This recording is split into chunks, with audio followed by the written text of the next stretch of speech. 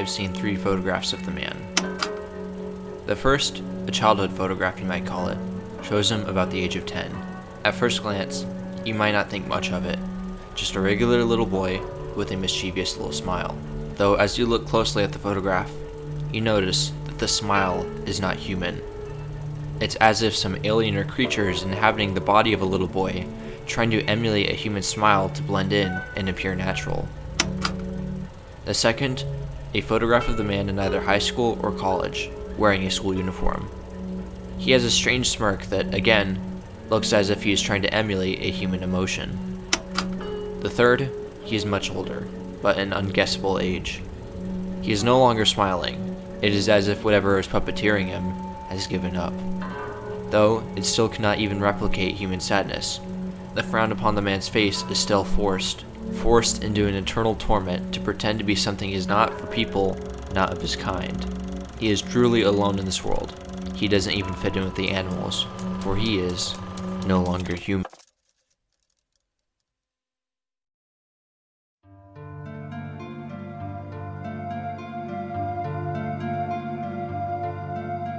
The title No Longer Human is a red herring, because it implies that Yozo Oba once considered himself human. Ever since he was a boy, he has had a deep fear of other people. Not hatred or dislike, but he genuinely finds regular humans more terrifying than any monster, demon, or ghost. The reason is that he's never been able to grasp what it means to be human, because humans are unreasonable. At one moment they will act sweet and kind, cherish, love you, and make you feel safe.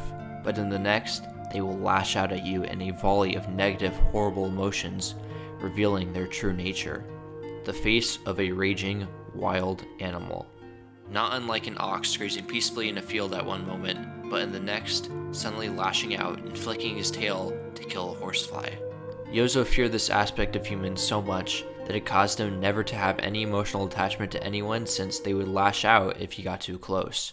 In his early years, Yozo attempted to try and find some semblance of reasoning or understanding behind these human actions so he no longer feels like an outcast. One instance involves him finding a bridge above a train station meant for getting people from one side to the other. However, Yozo didn't realize that it had a purpose aside from looking cool and being a nice decoration for amusement. He finally thinks he can find a reason why humans would do something he can wrap his head around. He would spend his days climbing all over the bridge repeatedly, as if it were a playground in the park, taking in all it had to offer. Though when Yozo figured out the bridge had a utilitarian purpose, that being to safely get people from one side to the other, he lost all interest in the bridge. To him, it represents humanity. At first it appears nice and sweet, but it has ulterior motives hidden within. Yozo never really had a grasp on essential human functions either, such as eating. He never felt the sensation of being hungry or wanting food, chalking up eating 3 meals a day being nothing more than a superstition. So often he would go long periods without consuming food because he never felt like he needed to. Though Yozo's father would begin forcing him to eat, saying he'll die if he doesn't. Breakfast, lunch, and dinner became the most dreaded part of Yozo's day, as he shoved food down his throat to please his family. To Yozo, it's the equivalent of a torture scene in a horror movie, where some poor victim is being forced to eat something vile while screaming in pain. Though Yozo has to do it in utter silence, for if he complains, he sees the side of humanity he doesn't want to see. While it's never explicitly stated where this fear comes from, I don't feel that it originates from any one event, but he was born with it. He wasn't born a human, but something else entirely. I don't mean anything supernatural like being a monster or an alien, but that's just what he considers himself. Something not meant to be put into this world, forever unable to understand it. This is further exacerbated when the house servants and maids treat Yozo very kindly, showing him the best side of humanity, but would sexually abuse and mistreat him behind closed doors, showing him the ugliest side of humanity. Again, I don't feel that this caused him to fear humans, but more confirmed what he had felt all along. So Yozo now has a problem. How does he stay far away from humans so they won't bother him, but close enough so they don't worry about him? The solution he finds is his clowning. Yozo was born to a very wealthy family in Japan, with his father being a well-respected politician, placing a considerable weight on Yozo's shoulders as his father expected him to do great things. Of course, Yozo hates this, as it allows for him to disappoint his father, and he might inflict the horrors Yozo fears so much. Luckily for Yozo, he is a naturally intelligent kid who always does well in school, earning praise from the humans in his class. It's safe to say that he's well on his way to being respected. However, this is a problem for Yozo, because he fears having respect. The more respect he has, the more unwanted attention he draws toward himself. That unwanted attention could lead to somebody figuring out that he is not human, a fate he describes as worse than death. So he is able to find a happy medium in becoming a full-time class clown. In a way, people won't see him, but only the mask he puts on to make them laugh. As long as he has the mask on, he can exist out of sight from the humans, right under their noses. When he puts on his clowning act, his face is strained and contorted to look like a smile. It's as if invisible wires are pulling and prodding at his mouth and eyes to make it seem like he's joyful.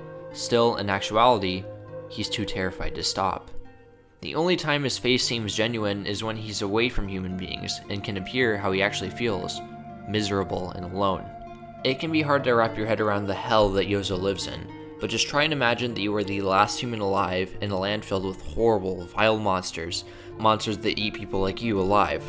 So the only thing you can do is put on a mask to keep them at bay. Even that often doesn't work. Though what good will it do? It's not like you'll ever make real connections with anyone or anything. The only thing you can do is trudge through this world ruled by a species not your own, with no hope for happiness. In a way, it's post-apocalyptic. Still, Yozo perseveres, wearing the mask of a clown. Luckily for him, making people laugh comes naturally, so naturally that he has built his entire image around doing so. Though all it takes is a single human to bring it all crashing down. To reveal Yozo's true pathetic identity for the world to see. That one person is Takechi. Takechi is labeled as an onlooker. Out of everybody in the class, he is the puniest, unable to perform the simplest physical tasks. He's not particularly smart either. Everything you say to him goes one ear and out the other. He has little to no personality with a distinct ugly face to balance it out.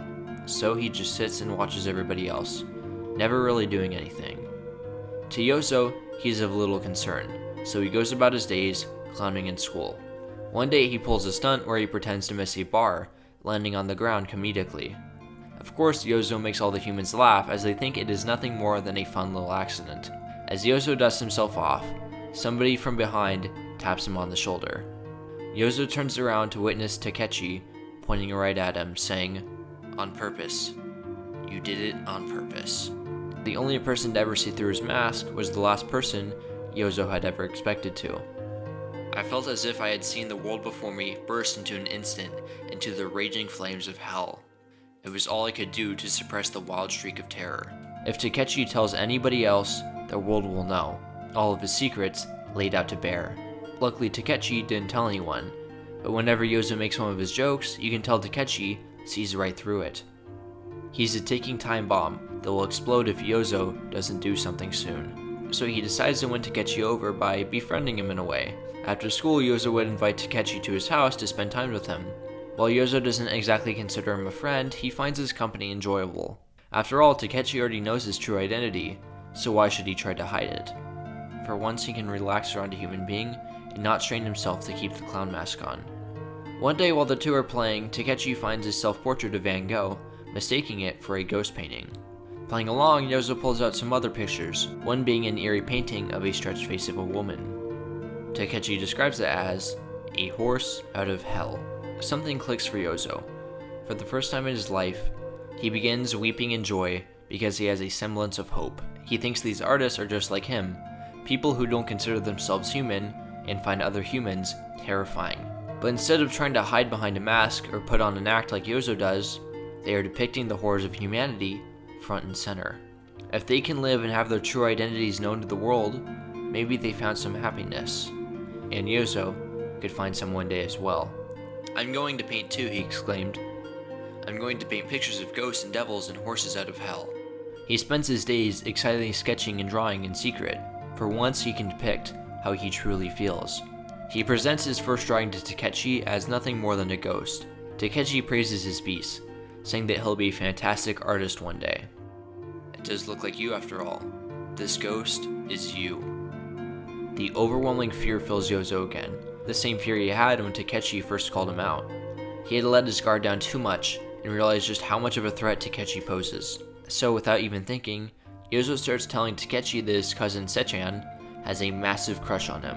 This could not have been further from the truth. Sechan despised Takeichi. Even so, he believes every word, delivering love letters to Sechan the very next day. As you might guess, Sechan takes it horribly. You can't help but feel extremely sorry for Takechi, because not only did he get his hopes up just to have them betrayed, but the only person he ever thought of as his friend continuously lied to him. Takechi leaves the house, not to be seen alive again, as the next day, he is discovered in his room to have taken his own life in a gruesome fashion.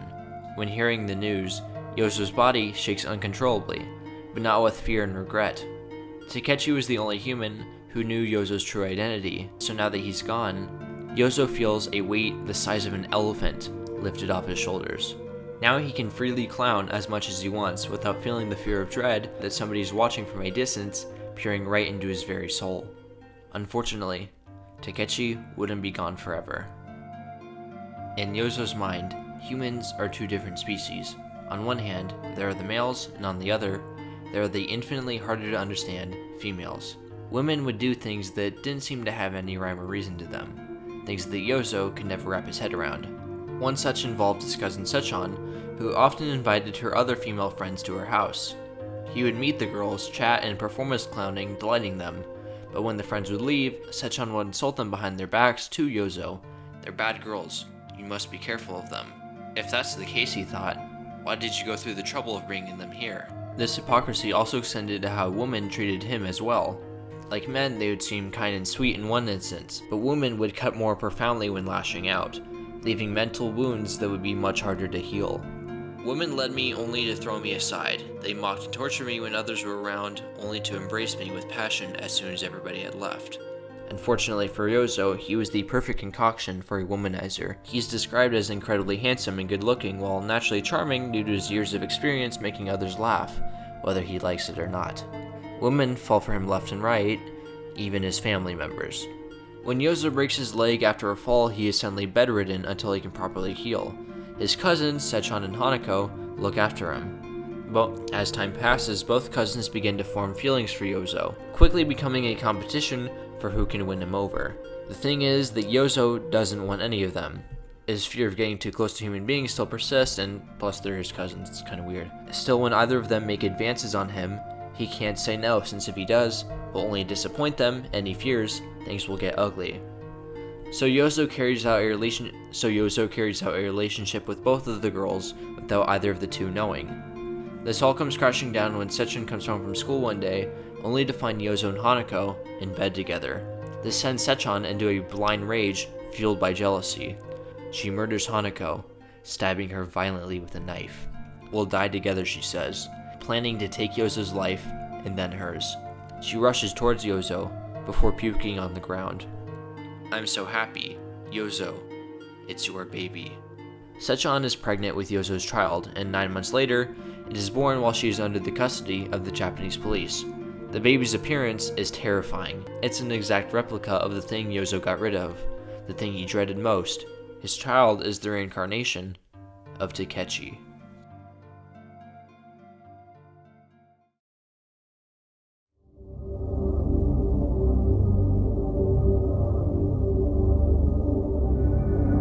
Sechan and her child are taken to a prison far from civilization, as nobody believes Yozo is the father since the baby looks nothing like him. He goes about his day-to-day life, but now lives in much more dread than before. Whenever he tries to wear the clown's mask, the one that he became so comfortable in, the ghost of a slaughtered Takechi would always appear, to remind him that there would always be somebody to see through his tricks. The spirit of his murdered cousin, Hanako, haunts him day and night as well, never giving him a chance for a break. His father forced him to attend a university in Tokyo, but quickly after, he stopped attending classes altogether. He often wandered the streets of Tokyo endlessly to kill time. Though this presented more problems than it solved, it felt as if every person on the road was staring daggers at him. But he couldn't avoid the traffic or go somewhere more private. He couldn't use the railway car because he was too afraid of interacting with the conductor. He couldn't go to a restaurant because he feared the hostesses, and he couldn't go shopping because he feared the salespeople. So he decides to attend nearby art classes, and that's when he meets Masao Horiki. Horiki is your typical old-fashioned college frat boy in a way. He's always loud, wants to be the center of attention, and, worst of all, thinks he's the funniest person on earth. Horiki's hobbies are also what you would expect, going out into the city late at night, partying till the sun rises, and then partying some more. He has the perfect cure for Yozo's boredom by introducing him to tobacco and booze.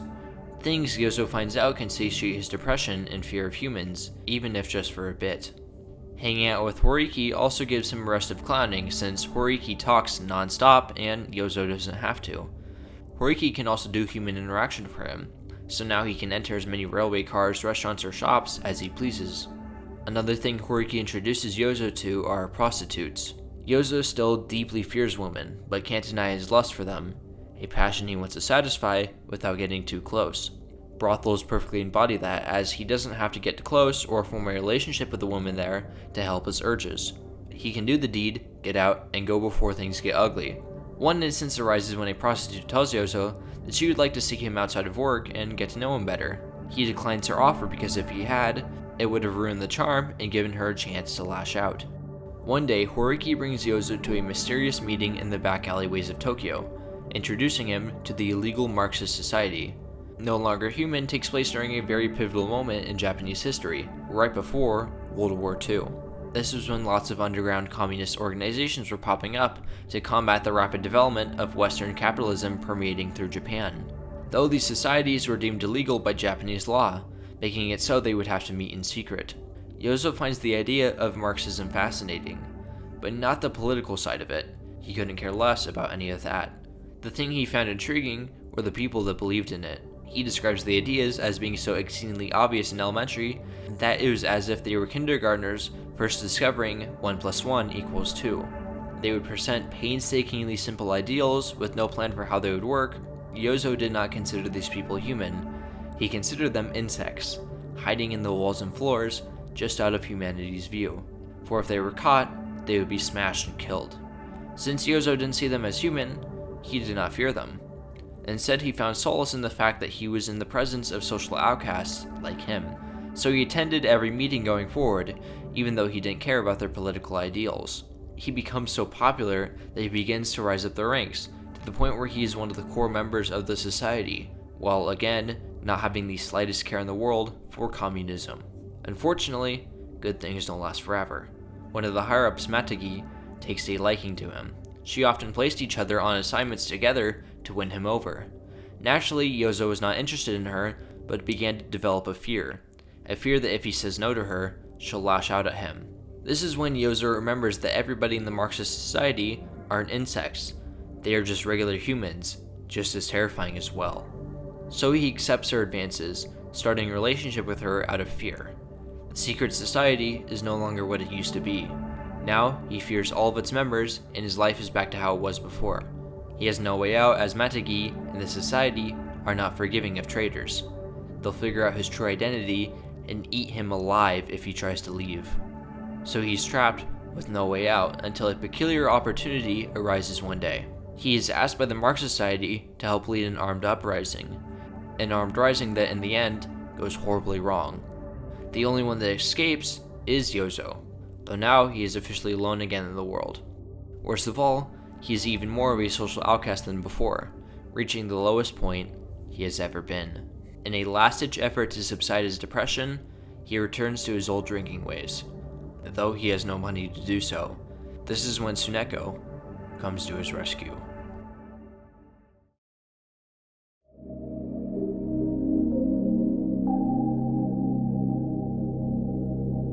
Yozo senses something in Tsuneko that he's never perceived in any other human being before. The feeling of loneliness so profound it could reach the other end of the earth. The same sort of loneliness that he feels even though she's just a human. "I feel so unhappy," she says, throwing Yozo for a loop. Usually people will say such a phrase in hundreds of words to mask their sadness, but this is the first time any human has ever said anything so plainly and bluntly.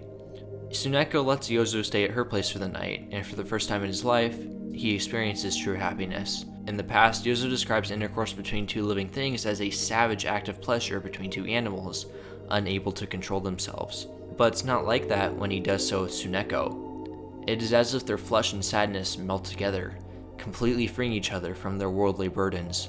Yozo can sleep soundly for the first time, wrapped in Tsuneko's arms. But this happiness is only temporary. Yozo forces himself to remember that Tsuneko is just a regular human. No matter how sad she is, she will always end up just as terrifying as any other. So he puts on his clowning performance again, straining himself to make a joke in front of her.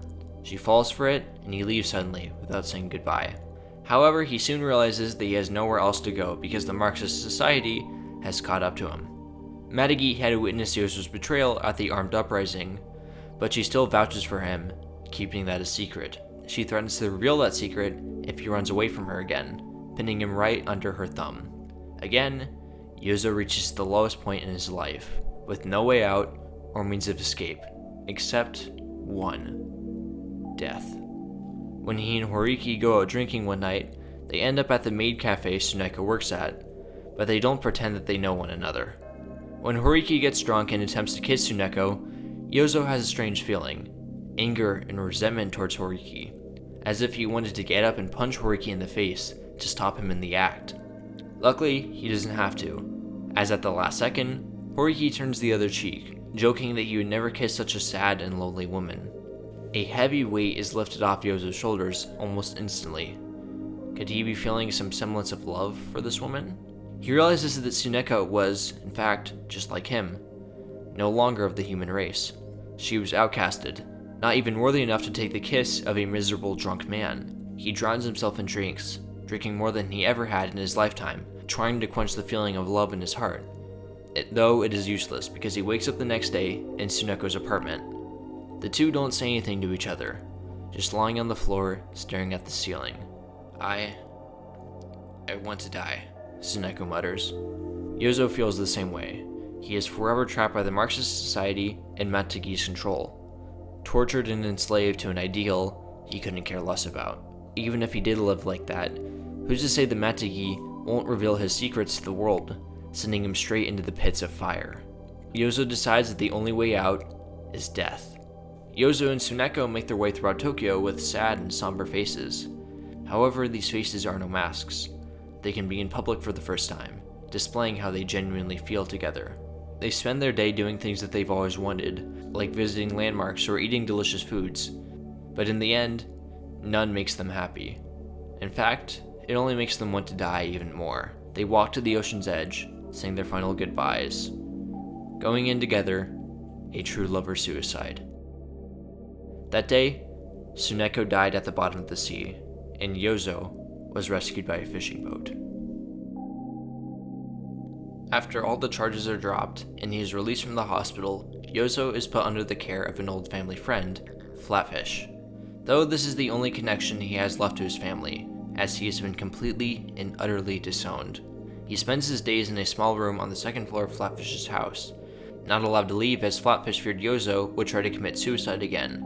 But this couldn't be further from the truth. He was too tired to even think of committing suicide, too tired of just life in general. He resigns to reading old magazines and eating the slop that Flatfish's son cooks for him, punishing himself. One day, Flatfish invites Yozo downstairs to eat takeout with him and his son to deliver some news. Flatfish doesn't plan on housing him forever. He wasn't doing it out of the kindness of his heart in the first place, but more out of obligation to his family. But that doesn't mean he'll just throw Yozo out on the street. He asks Yozo what he wants to do moving forward, and what he plans for the rest of his life to look like. After some deliberation, Yozo reveals his dream of being a painter to Flatfish, painting the ghosts he sees in humanity and depicting how he truly feels. However, he left that part out when talking to Flatfish. Not that it did any good, because Flatfish doesn't take Yozo seriously, thinking that he should settle down at some university. That night, Yozo runs away. He doesn't do it because he is offended by Flatfish's comments, but because Yozo knows that they will never see eye to eye. He'll never understand Yozo's desire to chase his dreams. Soon after, Yozo meets a woman named Shizuko, an editor for a local monthly magazine, and the two hit it off. He begins to live with her under the roof of her small one-bedroom apartment.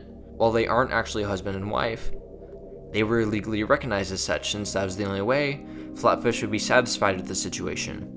Though this didn't help Yozo's mental state, as day after day he would stay in the apartment drawing manga for Shizuko's magazine, produced a surprising amount of money. But all of that money would be used to fuel Yozo's alcohol and cigarette abuse, which was becoming worse and worse by the day. Eventually, he even started taking money from Shizuko to pay for his addiction. He goes so far as to steal and pawn off her clothes. The only silver lining that he had was Shigeko, Shizuko's 5-year-old daughter.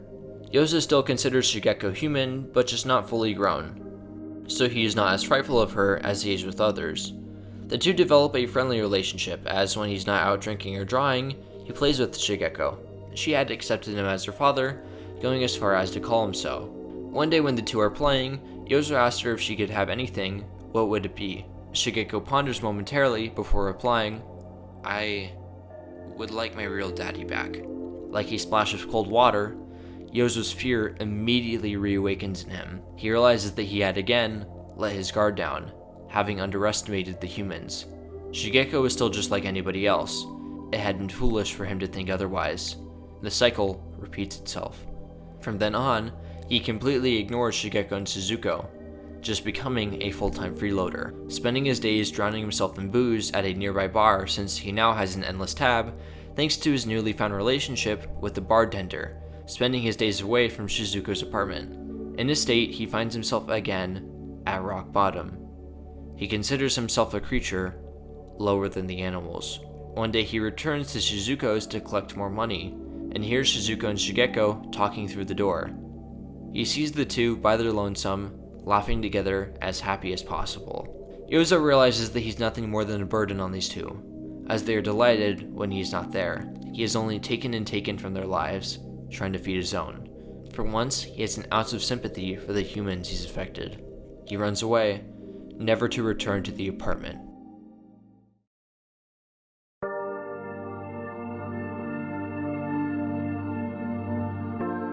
Not much changes in his life, as he still lives as a kept man, but now under the roof of the bar owner he had been sleeping with. In trade for his company, he was allowed to eat and drink as much as possible. In this bar, life was not so bad. He still feared humans more than anything, but an endless supply of tobacco and alcohol satiated this fear to the point where he was the liveliest person in the bar. About a year of living this way went by with little to no change, except one. That change being Yoshiko. Yoshiko was a cute young girl who worked at a tobacco stand across the way. She disapproved of his drinking habits, though it's not like he cared about what she thought. What he did find fascinating about her, though, was her innocence. It's not that she was too young to have seen the horrors of the world, she was just too trusting to. It was as if whatever horrible things appeared before her were invisible, and she thought it to have been something else. Yozo feels that he shouldn't interfere with her life and defile her innocence, even though he easily could. Strangely, something about Yoshiko's comments permeates in him, that maybe he should cut down on his drinking and improve as a person. If he does, there's a possibility he could live as innocently as Yoshiko. One day, he jokingly promises to marry her if he stops drinking, and the two shake on it. Naturally, he walks up to her stand the next day, wasted, chanting that he broke her promise. She doesn't believe him or think he's drunk, just pretending to be.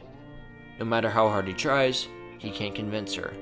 She's just too innocent to be human. Soon after, the two get married. After eloping with Yoshiko, Yozo gives up on alcohol and tobacco, leading a healthy life devoted to his paintings. They live quite happily together, going on outings after dinner to restaurants and shops and other beauties Tokyo had to offer. He says that what mattered most was watching his little bride live so happily. I had begun to entertain faintly in my breast the sweet notion that perhaps there was a chance I might turn one of these days into a human being and be spared the necessity of a horrible death. Horiki showed up again. Horiki is a parasite that has been slowly draining Yozo just for his own good ever since they met all the way back in art school. Horiki reminded Yozo of the person he once was, the person he wanted to bury far underground. Though Horiki had dug that person up.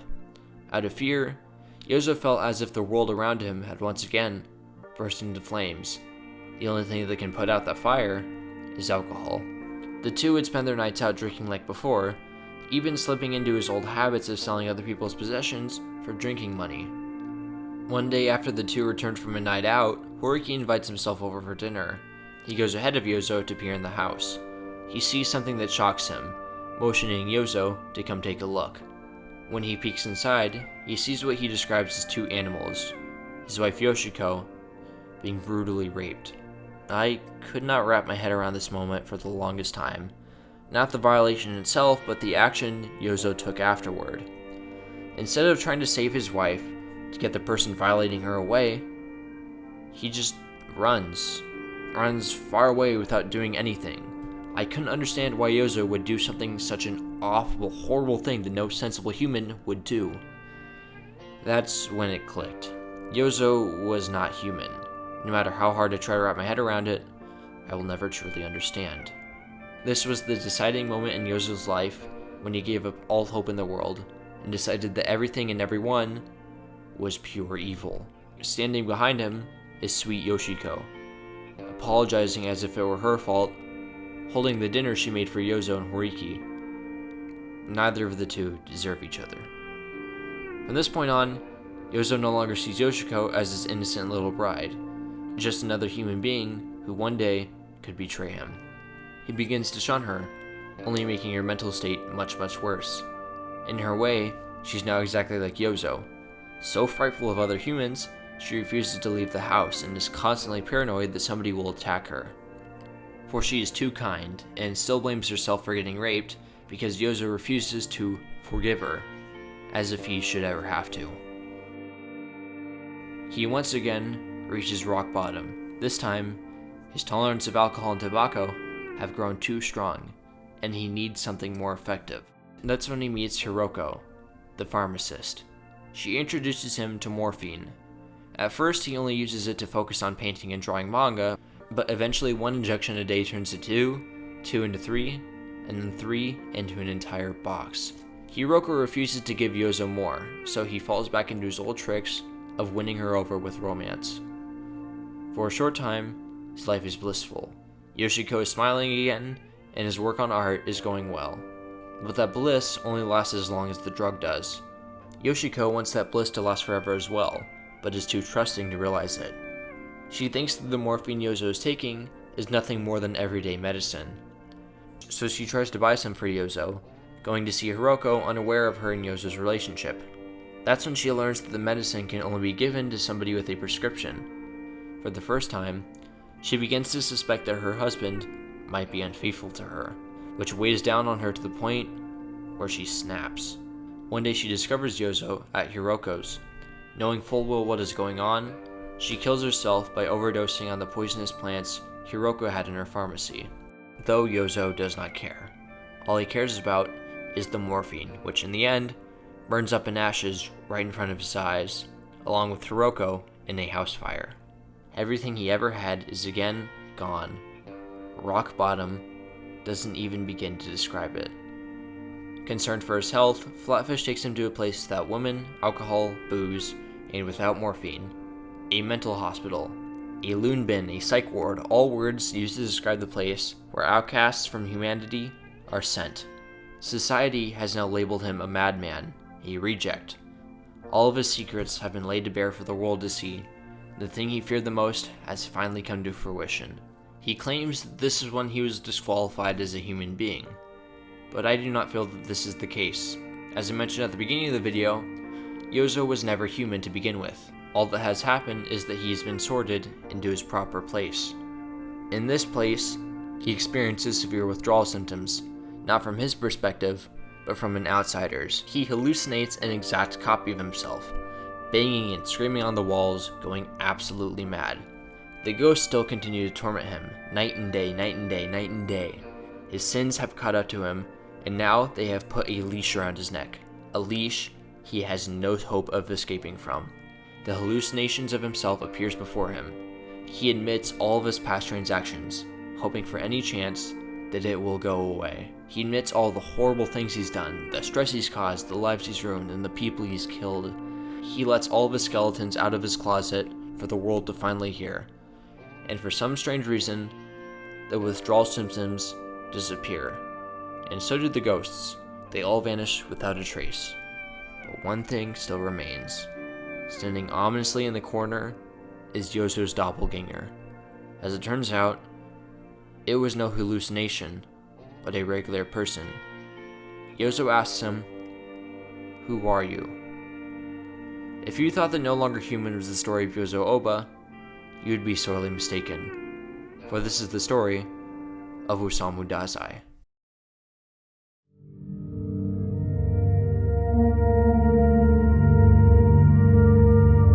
Shuji Tsushima was born in Japan on June 19, 1909, to a wealthy family of a politician. Due to traditions in Japanese culture at the time, he never knew his parents, and Shuji was raised by house servants. From his earliest days, Shuji wanted to be a writer and pursued his goals all the way up until college, when he became heavily addicted to alcohol, tobacco, and prostitution. He would also enter a secret Marxist society, but would later be caught due to a failed armed uprising. Soon after, he attempts to commit suicide with a bar hostess by drowning himself in the ocean. But Shuji ends up being rescued by a fishing boat, and the hostess died. After some rehabilitation, Shuji began to publish stories under the pen name Osamu Dazai.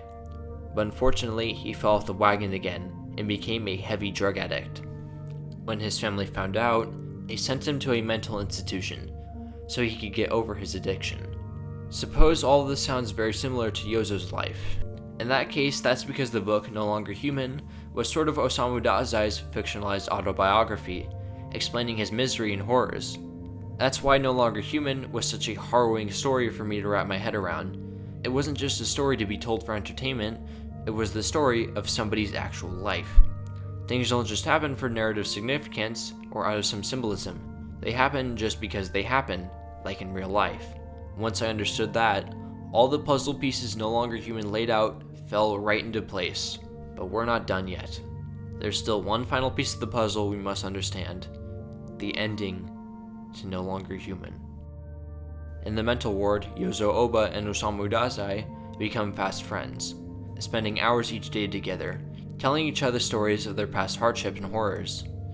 One day Yozo gets word that his father has passed away, and once again, a weight has been lifted off his shoulders. He no longer has the social pressure of some great expectations burdening him. As Dazai puts it, congratulations, you're free now. Yozo and Dazai are one and the same. People who have had to put masks on to stay out of the view of humanity for as long as they can, thinking that they are always and utterly alone. But now, they realize that they have each other. I'm certain, Dazai, you'll become a great writer and go down in history, Yozo tells him. But there's one thing that you are lacking. If only you had this one element, you could write even greater books. And what's that? Dazai asks. Yozo smugly replies, a lover for your wife. For the first time, Yozo makes a joke without putting on a mask, without training himself. Not purely out of fear, but just because he wanted to. For the first time in his entire life, he is no longer alone. He has a true friend in Dazai. However, one more thing is weighing Yozo down: the weight of his past sins. Throughout his stay, Yozo sees a little boy who looks just like Takechi playing in the yard outside his room. He had just chalked the boy up to being a figment of his imagination due to withdrawal symptoms. But one day, Dazai comments on the boy's presence, meaning the boy is not a hallucination. This boy was the son Yozo had birthed with his cousin, Sechan, who was also at the mental hospital. Soon after, it is time for Dazai and Yozo to part ways. But only after Dazai asked Yozo for permission to turn his life into a book titled No Longer Human. Yozo agrees on one condition. He gets a signed copy delivered by the author himself when it becomes a bestseller. The two shake hands before Yozo is admitted from the mental hospital. Still, before he does, Yozo decides to no longer run from his sins. He has Sechan and his son omitted from the mental hospital, taking them with him to an old family house in the middle of the countryside, hoping to spend the rest of his days in peace away from society. I wish I could just end the video and say that this story and Osamu Dazai's life had a happy ending, for that would be the preferred ending, would it not? But No Longer Human is not that type of story. Very far from it. Years passed, and Osamu Dazai's novel, No Longer Human, became a massive success. Now, he's the most celebrated author in all of Japan, though he still has to make do on his one promise. So he takes a trip to the countryside to deliver a signed copy of the novel to Yozo, the first time they'll see each other in over 10 years. Though what Dazai finds is ungodly. Despite being barely 40, Yozo looks as if he is 100. His hair has turned completely gray and his skin sheet white, that he no longer has any energy to move. Dazai is dumbfounded, unable to wrap his head around what has happened. That is, until Sechan returns. She walks into the room, completely ignoring Dazai, and she starts violently beating Yozo, screaming that he cheated on her, even though he is too frail to move. To make matters worse, his son also arrives at the door, who is now a carbon copy of Takechi. Dad, on purpose. You did it on purpose. The weight of his sins were far too much for Yozo to bear, and they had finally caught up to him, forever trapping him in the hell he spent so long running from. Sitting in a chair by the beach, Yozo watches his son play with a kite made of newspaper. Yozo thinks, "Now I have neither happiness nor unhappiness. Everything passes." We get a closer shot of the kite the boy is playing with. The headline reads, "Osamu Dazai found dead after drowning himself in river with lover." I sort of lied when I said that No Longer Human was the autobiography of Osamu Dazai, when in reality, it was not. While sure it still told the story of his life in fictionalized fashion, the novel served a different purpose. It served as his suicide note.